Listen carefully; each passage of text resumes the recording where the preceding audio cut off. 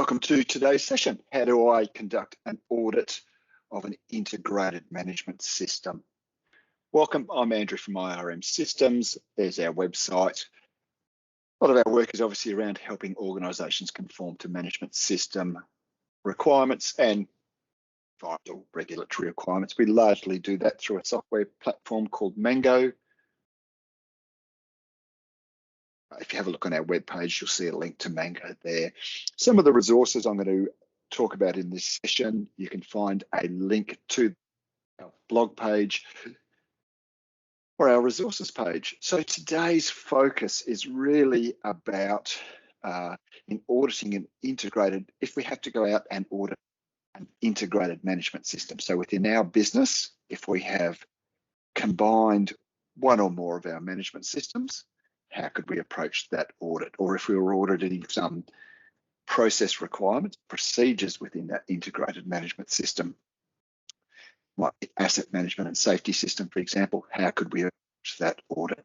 So, short session on just some of the, a refresher on some of the basics of auditing. Shortly, I'll put up some links.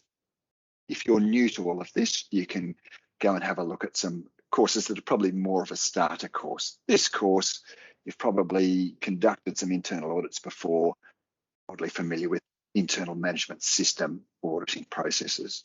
So number two, as a strategy to working out our approach to an audit of an integrated system, we're going to look at across the different ISO standards, what are some of the common management, the common requirements across those standards, as well as what are some of the unique management system requirements under those standards. So where there's no real equivalent in, here's a particular clause and there's no equivalent in one of the other standards. Talk about planning for our integrated audit, as well as some tips on conducting the integrated audit. So a few links there for you. Yes, if you are newer to the audit process and you want to start with the basics, encourage you to follow some of those links there. Let's start with our basics refresher. So number one, ISO, the International Organization for Standardization, actually published a standard, ISO 19011. Some of the guidelines for auditing management systems. It's got the principles and practices of how you can go about managing an audit program, planning and conducting audits. If you do any commercial lead management system auditor course, they're virtually always based on that standard. If you're managing an audit program right now within a business, well worthwhile getting a copy of that standard. You can see clauses 3 through to 7 there from that standard, and some of that we will obviously be drawing on today. So one thing, just going to take a step back though and have a think about, well, let's just refresh, first step in refreshing ourselves, why do we conduct internal audits of our management systems? Broadly, I mean, some different reasons there. Yes, we want to see that processes and procedures within our management system are implemented consistently. Are they leading to effective outcomes? Are they allowing, is our broader management system allowing our business to continually improve? Another good reason there, from a risk perspective, if we've identified some hazards, safety hazards, environmental aspects, or across any of those management system standards, has the system allowed us to effectively identify those risks, as well as are the control measures identified consistently and effectively implemented, is something that we can look at and verify in an internal audit, particularly if we want to start to offer a really valuable audit to our business. Again, the internal audit process is a key source of identifying continual improvement opportunities and some feedback to management there as well, as to how is our whole system going? Is it leading to the intended outcomes we were aiming for? Obviously, top management can, that's the opportunity to give top management some feedback so they can give you some guidance on how things can be improved and support and direction with that as well. So our auditing refresher, and you'll see it in the introductory courses, yes, a good auditor, we need to be able to plan the audit, particularly managing time is really important as an auditor, particularly in an integrated audit, because you might be trying to cover two integrated systems or an integrated procedure within that system, the scope of that audit can be quite big, so you do need to actively manage time. I have seen the situation where an auditor might be dealing with an auditee who's a little bit verbose, off on tangents, chews up a bit of time. You must remember it's your role as the auditor to manage time. You can't just blame the auditee for putting things over time. In short, time disappears very quickly in an audit. You need to actively manage it. We'll touch on some interviewing questioning skills later. Just as importantly is obviously our listening skills. Okay, it's only half the equation if excellent at questions, but we're not so good at listening. People skills, yes, you need to manage people right throughout the audit process. If you can also get an understanding of what an audit feels like from the auditee's perspective, it can then, it can be for some people a bit of a something that makes them a little bit nervous. If you can have empathy for that, you can apply techniques, and we'll talk about that to manage people, make people feel comfortable during the audit process, as well as analytical skills. Most definitely in an audit, you see lots of information. Some of it relates to your audit criteria, some of it doesn't. You need to be able to assess that quickly, as well as you need to be able to assess that information to say, well, what is it telling me against my audit criteria? Is there evidence of a non-conformance or evident conformance? It's obviously reporting and communication skills as well. Fantastic if we can identify important findings, but if we don't report them effectively, obviously the process is devalued. An important slide here, just reminding you that yes, in any internal or external audit situation, or if you're auditing a supplier or contractor, something like that, there's always a range of stakeholders around the audit process, whether they be the auditees or your top management in your organisation, whoever they might be. Broadly, you could summarise, well, what are those stakeholder expectations as? As a bare minimum, they would expect you to conduct that audit professionally, ethically, and base your findings on facts, basically, and we'll look at that. Yes, though, that really, I guess the slide is here to say it's not just yourself and the auditee. There is this broader range of stakeholders you need to be aware of and their expectations. One thing we will emphasise, and we'll look at some of the key principles of auditing shortly. One of the key ones is findings, particularly of conformance or non-conformance against the audit criteria, must be based on objective evidence. And we gather that objective evidence by sampling some records, documents, observations, and conducting some interviews. By objective evidence, we mean reproducible, factual evidence. And it's important also in that process too. I mean, we're not really going out there to give our opinion. We don't structure audit findings saying, oh, my opinion. No, we're really structuring them around that objective evidence of either conformance or non-conformance against your audit criteria. That said, I think that quote in the right-hand side of the slide is really important. Audit is a process where we're going to let the facts speak for themselves. We're looking for facts. We're not out there to find fault with anyone. So particularly if we have to audit an integrated management system, where we don't just have a standalone OH&S system, for example, but it might be integrated with our food safety and our quality system. Well, taking auditing an integrated system, what are some of the benefits? It really can be an opportunity to identify or evaluate whether there's any conflict and duplication between our different systems.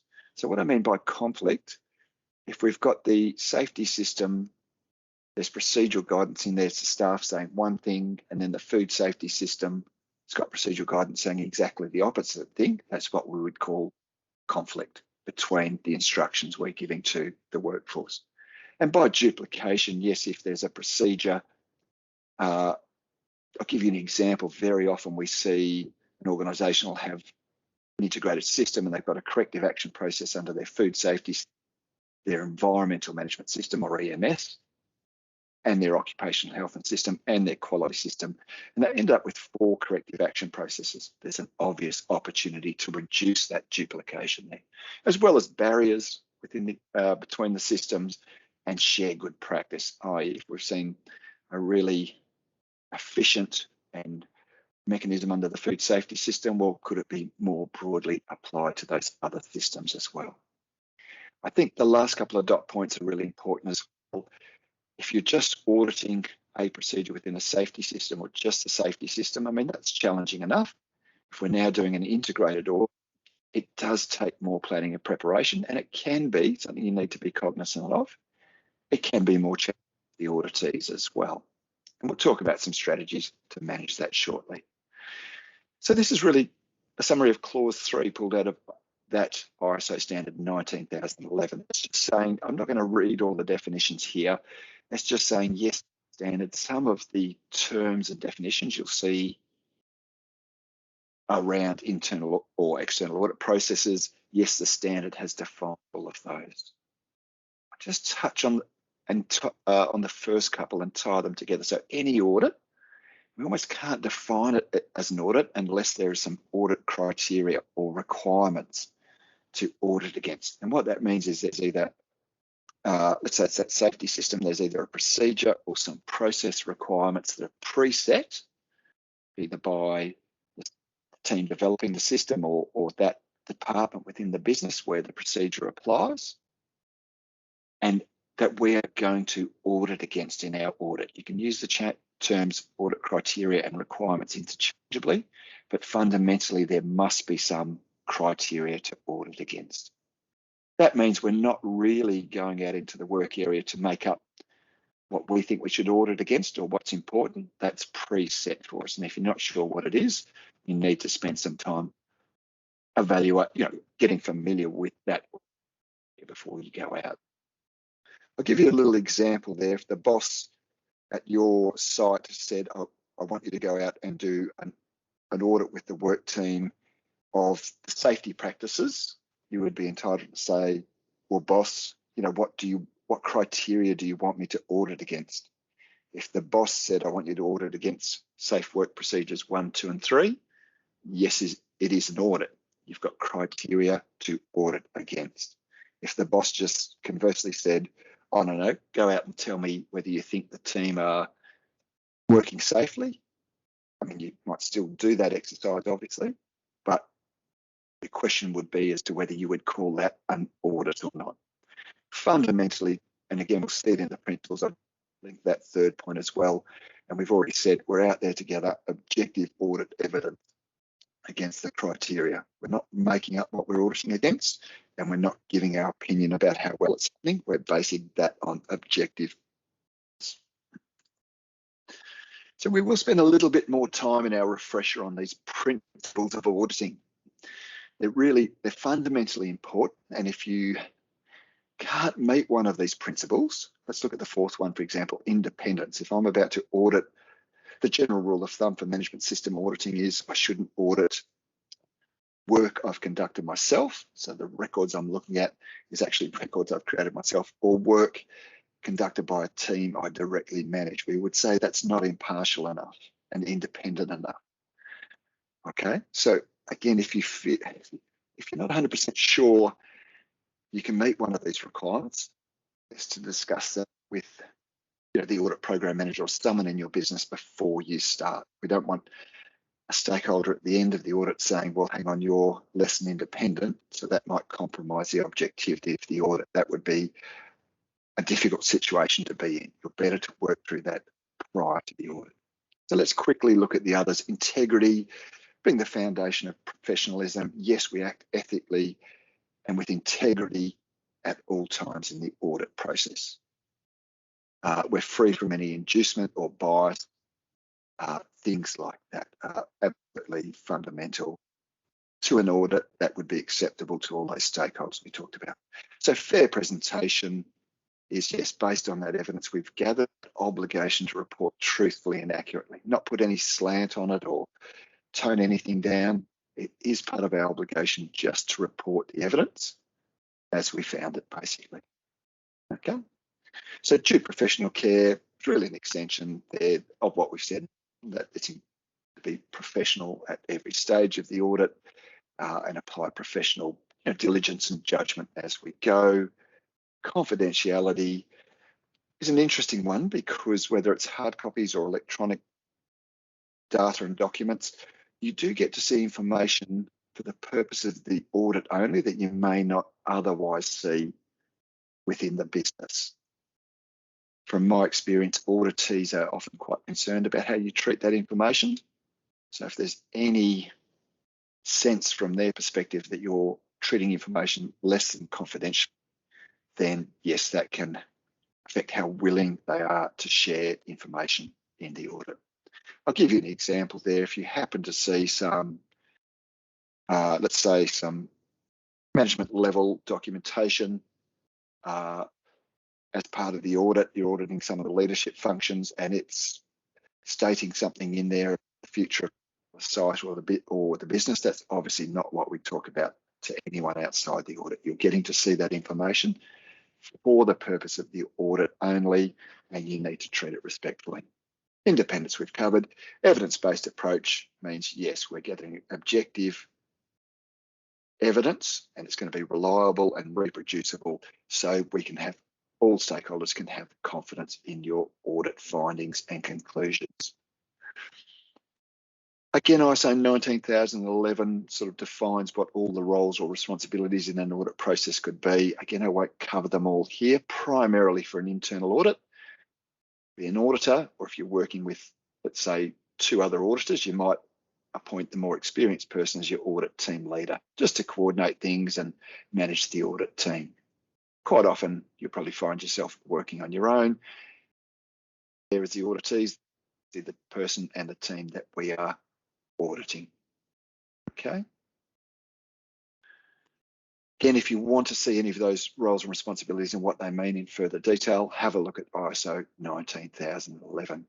Now let's move on to our next section, because a key strategy in planning for an integrated audit and conducting an integrated audit is to say, well, we had the example before of we're auditing against the integrated food safety and environmental management system. Well, we need to start to understand what are some of the common requirements in the related standards. Okay, because then we can start to use that knowledge to build an audit checklist to conduct our audit, and we'll look at some examples. But just to take a step back a little bit, to give you a bit of background, so ISO in about 2013, ISO being the International Organization for Standardization, developed a document called ANNEX SL. And in there, they made a commitment that any of their management system standards, they've got about 7 or so, I can't remember the exact number these days, any of their management system standards that are either newly developed or when they're revised will be mapped against this consistent structure that you see, Section 4, the organisation context, all the way through to Section 10. So if you pick up the quality standard, food safety standard 22001, if I've got that number right, the asset management standard, in some of the pages you will see this diagram, and that's, all the clauses that are auditable will be structured as per this diagram here. Now that's our first lead-in or strategy as an integrated management system auditor, is to know, for example, that yes, if I need to audit the planning requirements under the safety standard, the food safety standard and the environmental standard, that then links into the support and operation area. There's an input from the assessment of the organisational context, etc., in all of those standards. ISO also took steps at the same time to define terms and definitions that are that you appear across the standards. They've taken steps to define them consistently across those standards, even within a particular clause. Some of the common ones, internal audit, corrective action, for example. There's even consistency in the wording of those clauses to the extent possible, which again is very helpful if we're then auditing corrective action across 2 standards or 3 standards. We're looking for quite common requirements. Okay. So won't read all of those out, but yes, what do they mean by policy, or what do they mean by an objective under standards? They have defined the same way. Now, once we start to identify some of the common requirements across those different ISO management system standards, being it ISO 14001 for environment, or 45001 for occupational health and safety, or 9001 for quality, there's a number of requirements. The intent of the requirement, as you can see on the left-hand side there, even the wording in the requirement and the requirement itself are very similar. So we don't say, for example, internal audit or competence. We don't have to audit that in our integrated audit once for safety and then come back and do it again for food safety and then come back and do it again for environment. We could take an integrated approach. Obviously, to map out all the common requirements, a bit of an audit checklist. To get that understanding is a fair bit of work. Luckily, we're going to save you that work. We've been very kind on a Friday afternoon. So if you go to our resources page, you'll see a document called Clause Comparison, where it highlights those common requirements as well as some of those unique requirements where there is no real equivalent in the other standards. But you can see some of the common ones there. We'll look at corrective action, context, interested parties, etc., risk and opportunities, objectives. We'll look at that in how we can build those common requirements into an audit checklist very soon. Okay, so just reiterating that those common clauses, the intent, the wording, largely the same, but I think the second point is also critically important. There are some minor differences. So you can't just copy and paste the corrective action requirements from the safety standard and assume it's exactly under the food safety or the asset management standard. There are some small but important differences. And obviously, if you want to do a full audit against that standard, you need to understand the differences.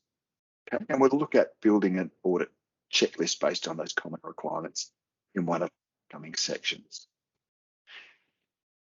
Next section is quite short and sharp. It's just saying, yes, there are, I've used the word unique requirements, and I'll show you an example. And by that, I mean requirements. Let's take an example, 6.1.2 in the environmental standard is about identifying environmental aspects, or in the safety standard is that identification requirement. But as you can see, as one example under ISO 9001, there's no real equivalent. And that's what we mean. Same for what might be another good example, 6.1.3 is around legal and other requirements or compliance obligations in the safety and environmental standard. But there is some clauses relating to regulatory requirements of your product in the quality standard, but there's not a direct equivalent under the planning requirements there. So again, you'll see that in the clause comparison. Let's look at an example going the other way. In this example, it's saying, well, here's some requirements in ISO 9001 rather, the quality standard, where there's no real equivalent in the environmental standard 14001 or the safety management system standard 45001. If we're going to do an integrated management system audit against 2 or 3 standards, you do need to understand these common requirements as well as these unique requirements. And let's take that forward into our planning. So just a little refresher on audit planning. I mean, number one, for any audit, we need to understand the scope of the audit. And that means, where are we meant to start auditing and where are we meant to stop? So what are the boundaries around that audit? So obviously, we had the example before, if we're doing an integrated audit of a food safety, environment and safety management system, but not perhaps the information security system, well, that would be our scope. Even if it is, though, an integrated management system with those 3 food safety, environment that I mentioned, those 3 elements to it, well, are we auditing just the planning clauses or are we auditing the whole integrated system? Must be aware of where you're meant to start auditing, where you're meant to stop, because that obviously affects the audit and how long the audit would take. Okay, we'll come back to the concept of scope shortly, but alternatively, just auditing one particular clause out of those standards. It could be 7.2 competence or 7.3 audits. As an example, the kind of process or the flow chart on the left-hand side is not that critical. That's just saying, well, if we're auditing competence requirements across those three systems or integrated systems, we'd obviously be looking at our human resource-related procedures would be a big starting point. How do we, in this case, select, recruit, conduct, onboard people, evaluate their skills and competencies to ensure competence, and review performance to ensure that as well. Okay. So let's just, again, some steps around our audit planning and preparation. If you, my approach in conducting kind of lead auditor training has always been, we always really emphasize that planning and preparation is critical success factor and an effective and valuable audit for your organisation. So we must understand what's the objective of the audit and determine that, i.e. what's the purpose of the audit. Okay, if we're not sure, again, get that clarified. You start. Very often it can relate to the purpose of the procedure or process you're auditing. So if we're auditing a procedure on storage of hazardous and dangerous goods, and the purpose of that procedure says is to ensure staff can handle and manage those products safely, we might make our audit objective something similar. Scope, we've just started to talk about. Yes, where are we? Where do we start? Where do we stop? So it might be that procedure for storing hazardous goods, but the big tip is narrow that scope down as much as you can.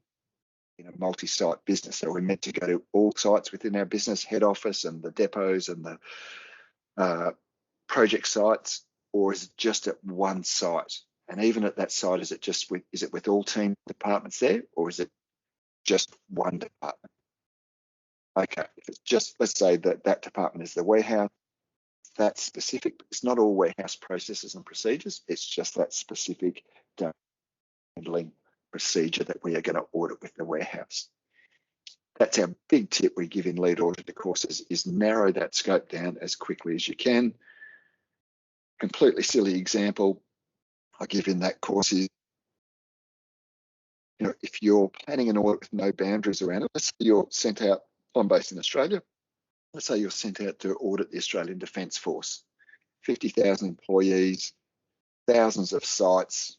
If we put no scope and boundaries around that, we'll pretty much never see you again. Just an extreme example. Yes, you have to narrow that down to what site, what team or department at that site, even within that team, what procedure. It's the warehouse and it's the dangerous goods procedure. The audit criteria, again, I wouldn't start any audit unless I'm very aware of what the audit criteria or requirements are, and we've touched on those earlier, so I won't say any more. But again, in preparing for our audit, and really a key factor in offering a valuable audit to your business, to do a bit of background review and understand obviously the work documents, the policies and procedures that relate to that process. Storing dangerous goods, for example. Understand what are some of the associated hazards, environmental aspects, risks, for example. I.e., again, let's stick with that example.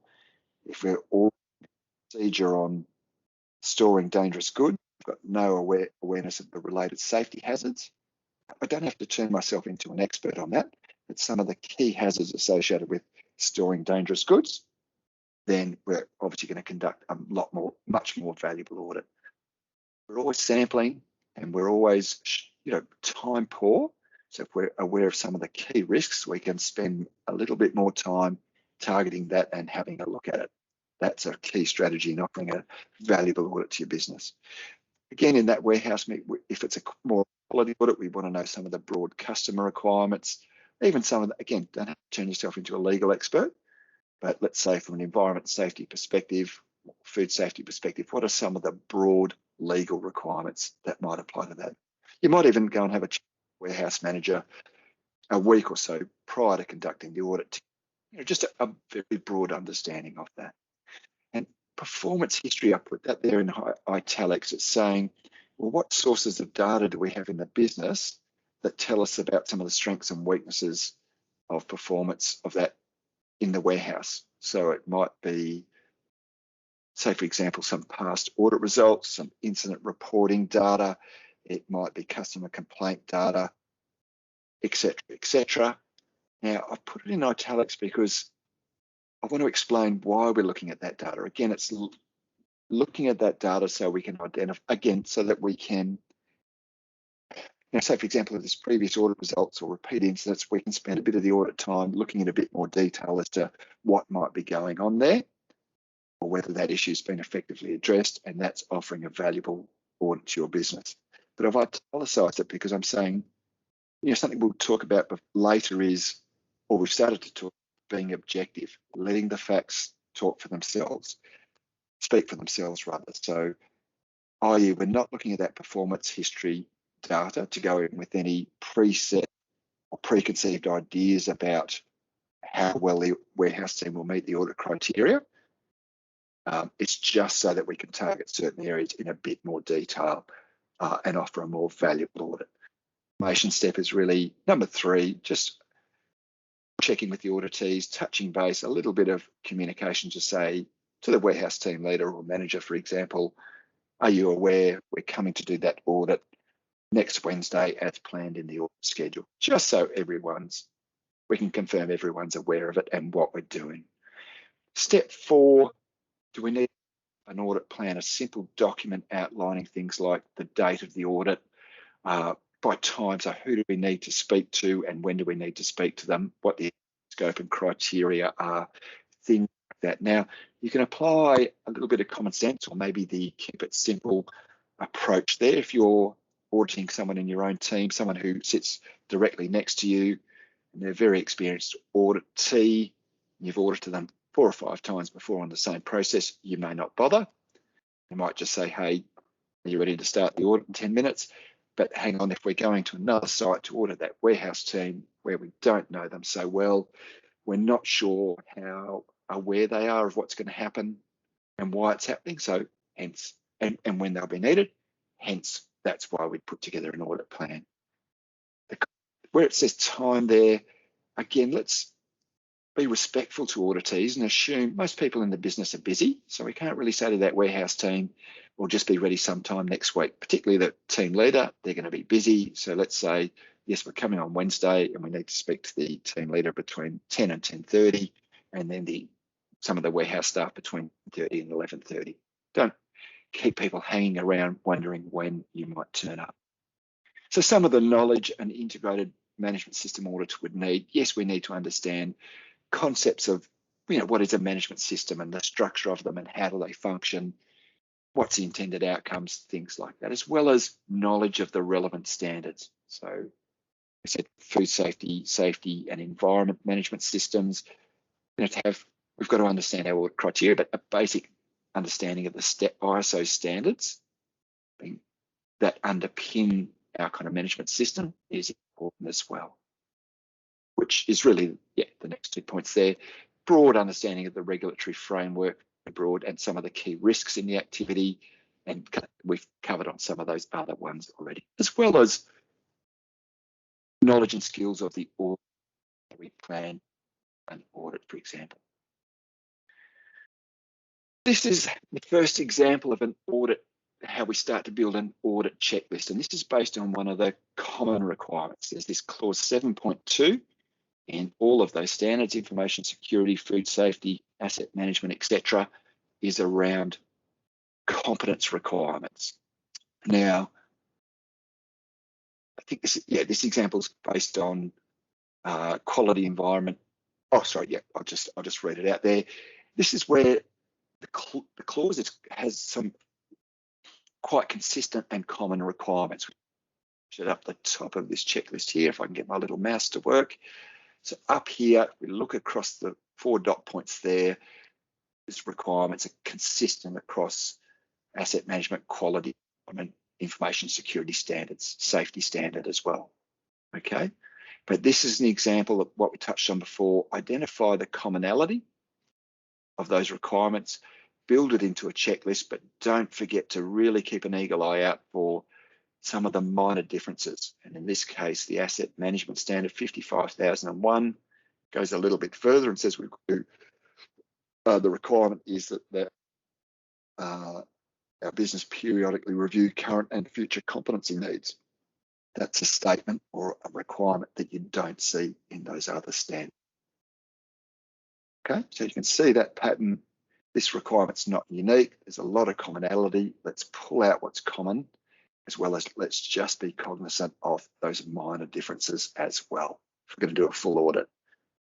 Second example, 5.2, the policy clause across different standards is very similar, particularly where it says the policy, whether it's a safety, environment, or quality one, it's got to be appropriate to the organisation. It's got to provide a framework for setting objectives, etc. It's got to have a commitment to continual improvement, but there are some minor differences in the environmental standard and then some additional commitments needed in the safety standard. Again, because it's Friday and because we're nice to you, yes, it would take a hell of a long time to map out an integrated management system or checklist. So we've popped one there for you on our resources page. Lucky you. Again, this one is an example of a clause or some requirements around planning and management of change, where it's a little bit tougher to build this particular checklist because I've got the safety standard 40,001, the environment one, and the quality one, where all of them do have requirements around management of change, but they're not in the same clause number. And, say, for example, in the quality standard, they're spread out a little bit. But again, I've really built this checklist by simply, obviously, my understanding, going through those standards and just searching for the word change. And you could search for the phrase corrective action and take a similar approach to building an list for that. Okay. And obviously, our other column is where we can get into that really good pattern of saying, good audit technique is here's the particular requirement. What's the objective evidence? The records, the observations, the document, either conformance or non-conformance is good audit technique. So documents, yes, when we build up an audit checklist, it is an opportunity to start this kind of checklist. We can start to think about, well, to audit this requirement, what kind of evidence am I going to need to see? So what activities will I need to observe? Who am I going to interview? What might be appropriate questions? What will I look for, etc., etc. Now, often when we start the audit, we're in the warehouse, we're going to start asking about dangerous goods. But if you can pre-think about some of that, you're going to do a lot more effective audit. Even in that warehouse and dangerous goods example, that last question is relevant. I have, seen people audit is a storage of dangerous goods procedure, a high level of conformance, but the procedure doesn't really talk about, well, what happens if something goes wrong, if there's a leak of those chemicals. So you can think about, well, my criteria is dangerous goods. I should have some questions about that as well. Now, an important question, if you do any kind of lead auditor training, and a really important question coming out of that, or if you're doing an audit, is to say, well, we said our objective evidence is, sorry, I'll take a step back. Audits an exercise. If I come out to your business to do an audit, I haven't got time to look at every document, interview every single person. I'm not going to observe work activities 24/7 for 52 weeks a year, etc., etc. So we're always taking a subset of the available evidence, and then a key audit question becomes, well, how many, what sample size do I need? How many records do I need to look at? How many people do I need to interview? How many observations do I need to make, etc. And it's always a bit of professional judgment is the short answer. One approach is to say, given you haven't got unlimited time for an audit, is to understand risks in the process. And if you're going to take a risk-focused approach, it is actually good auditing and appropriate to, after a bigger sample size, where there's some of the critical risks in the process. Given we use audits as a tool to verify whether the process is implemented effectively, it's got to think of the right word, it's then appropriate to spend more time looking at more evidence around key risks within the process. We'll come back to that question of, well, I'll give you the short answer right now, just to cut to the chase a little bit. If we, out the dangerous goods, we want to, part of the procedure is that staff, I'll make this up, must be aware of the hazards associated with the storage of dangerous goods, and the procedure says they cover those hazards in their induction process. So it's really then a question of, well, how many records do I need to request? How many people do I need to interview? How many observations do I need to make? And it's really a question of saying, well, out of that first sample, if I decide I need 4 records, 5 induction records, and I want to interview 3 people, and I want to observe the work activities for 20 minutes. It's really a question of saying, is that going to generate enough objective actual evidence to demonstrate conformance or non-conformance? And sometimes out of the sample, the answer is very clear.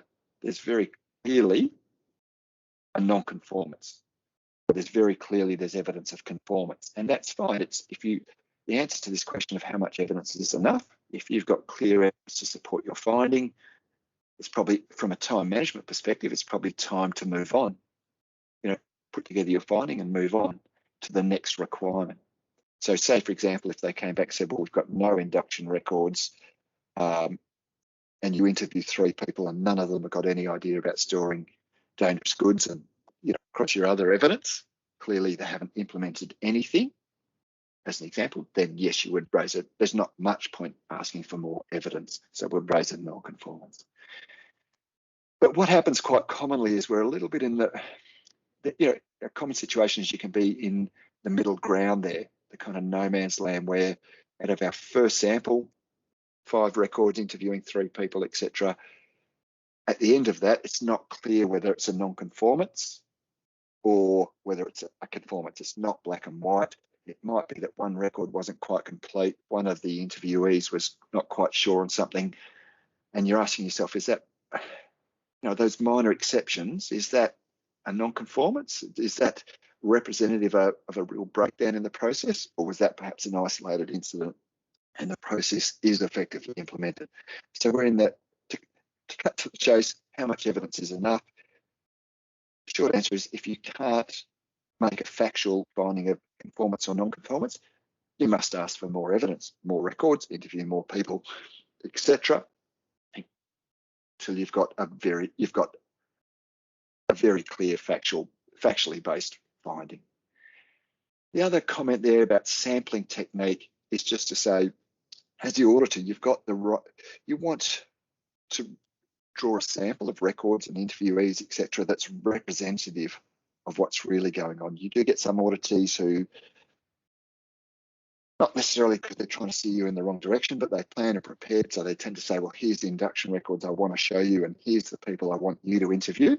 You do have the right as the auditor, if you feel that's perhaps a little bit skewed, they're just showing you the complete induction records, for example, then you do have the right, and there's diplomatic but assertive ways to do it, to say, look, that's great, but can I also see the induction records for these other 3 staff, just to make sure there's a level of randomness to the evidence you're gathering.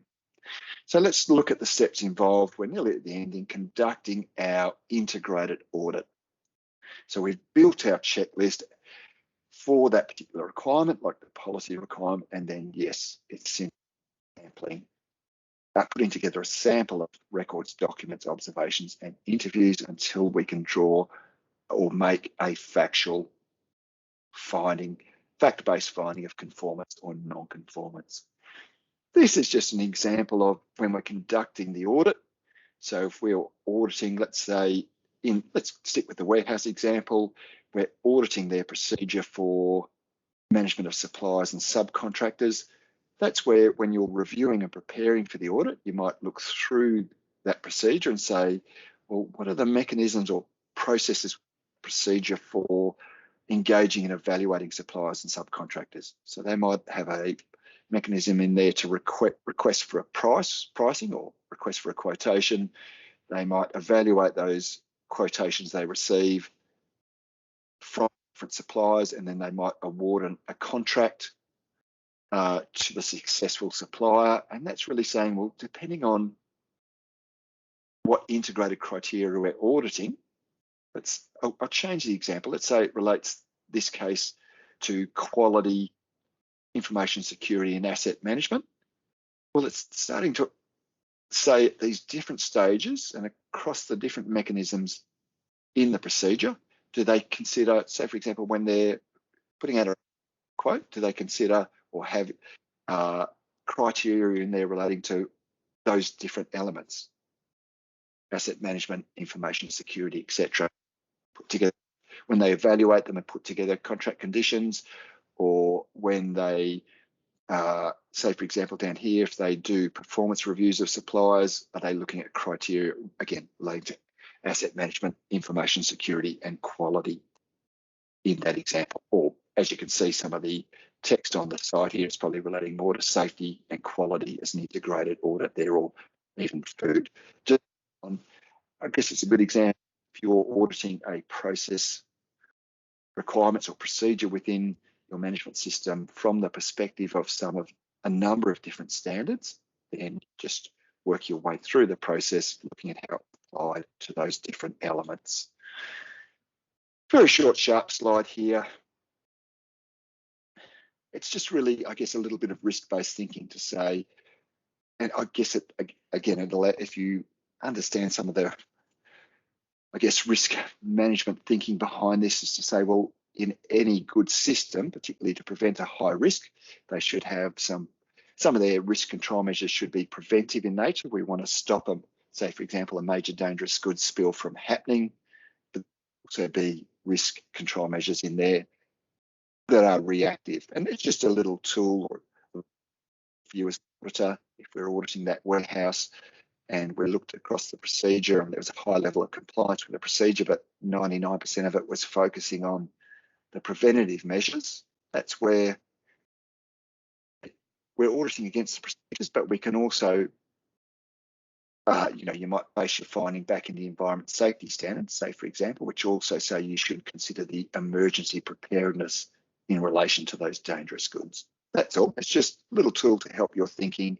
That's where you can start to get out of the then auditors are just strictly audited against the procedure. Everything's highly conform procedure. Great, everyone's happy, but it's just, hang on, here's still a major risk area that we've got no reactive measures in place for that. So that might be, obviously, that's where you can start to offer value as a business. Now, in any lead auditor course, they will talk about question types, which start from really, I'll start here, which says we should start a systematic approach. We're going out to the warehouse, we're interviewing some of the warehouse staff. By systematic and open means we start with a broad approach. Open questions, we might say, can you give us an overview of some of the chemicals you handle in the workplace? We're deliberately inviting a broad response, but we then, to manage time or to seek specific information, we pretty soon apply one of these other questioning techniques. A closed audit, it's not where we're forcing people to say one and one answer only, but we're just narrowing down the range of potential options. An example might be, that's great, can you show me the induction record for this specific person? Okay, it's a common audit interview approach we take. You can ask some question or make a statement just to build some rapport, so break the ice, start broadly, and then we narrow it down based on the specific information we are seeking. I just touched on summarising and reflective questions too. That's where often in an audit, you're looking at your criteria, you're taking down notes, someone at the same time. You do get auditees who, if you're not keeping eye contact, they'll start to think you're not listening and they don't tend to offer as much information. So a summarising reflective question is a really good way to, number one, it helps the auditee see you're listening. Auditees are also concerned about how you treat information. So it shows them that you understand what they've said correctly, but it also helps you clarify your understanding of what you've heard, because you don't, looking across the different records and interviewing people, you don't necessarily interpret everything 100% correctly. So let's concrete example where the team is saying when dangerous goods arrive, they immediately put them into the chemical shed and the chemical shed's got a key and only the team leader's got access to it, we might ask the next summarising a reflective question is the process of moving on to your next question to say, look, let me see if I've got that right. As soon as chemicals are the team leader gets called and you put it straight in the chemical shed. What if the team leader's not available at that time? Might be my next question, but it just shows people you have listened and you are understanding what they're saying. We also question, depending on the evidence we're looking for. If I just want to know, has Joe Bloggs been inducted? I may as well ask for those question for that specific information, as well as managing people. So if we've got an auditee who's verbose or tends to go off track a lot, we would obviously ask closed questions. We wouldn't say, give us an overview of the process to someone like that. Comparatively though, if someone's a bit nervous, you often start with an open question, just so they're not feeling like you're fishing for certain information and they can be a bit more confident in giving you an assessment of what they think. Okay. Now, there is a couple of other dot points there. I'm going to start with the last one, active listening on the right hand. I did say earlier on, auditors can ask brilliant questions, but if you're not actively listening, really, and that means not just half-hearted listening, working hard to listen to exactly what the person's saying. Okay. Very often in an audit, there's a temptation to start thinking of your next question, or you don't want to look like you're unprepared, so I better smart sounding question. No, it's absolutely okay. Focus on what the person is saying, listen actively. Then, if there's a bit of a gap before you move on to your next question, that absolutely doesn't matter. Okay, you can even start to think about, well, based on what this person's telling me, how does that relate back to our criteria? Now, just the first two dot points on the top left in your agenda, we have touched on. That's where we must let the objective evidence speak for itself on the day. I've seen some of the prior history of that warehouse team before, and I think, oh, gee, last time they're bloody hopeless, they're probably going to be bloody hopeless again. No. You must let the evidence speak for itself on the day, not impart any kind of preconceived ideas onto the audit results. And being aware of your own, quite challenging. We all perceive risk differently. We all interpret information differently. So sometimes we can go in with our own biases about how things should happen, and it can sometimes be over and above what the procedural requirements require. So that can be hard to be aware of our own biases, but something to think about. One of our last slides is really saying, yes, again, in terms of working with people, we touched on communication skills, but being aware of our own non-verbal communication, or our body language as it sometimes gets called, eye contact, things like that. A really important statement in the first dot point is, it's not just what we say, it's how we convey the message that will help auditees feel at ease, will help us communicate clearly what we're looking for and not frustrate or mislead auditees. Okay. An example there would be, if I'm kind of rolling my eyes at what someone's just said, then you're going to put auditees offside very quickly. And I'll be honest, I have seen some auditors not picking up on their own non-verbal communication, and they're putting auditees offside reasonably commonly, and they're just not picking up, they're doing that. The other aspect of non-verbal communication, I've seen very, very good auditors or auditors with excellent people skills where they start to pick up that the auditee is getting a bit uncomfortable prior to that, any conflict occurring. So auditees I've never seen an auditee put up their hand and say, hey, I'm really uncomfortable with this process. If they are, they would tend to demonstrate it through a mix of non-verbal communication signals. Okay, so you don't, and there can certainly be cultural differences in things like eye contact. So you're not just looking at the first, you're not conclusions, okay, this person's not quite looking at me, therefore they must be really uncomfortable. It's, that wouldn't be enough to jump to conclusions. It's more a case of where if someone's uncomfortable, it will clearly stand out for a mix of non-verbal communication elements.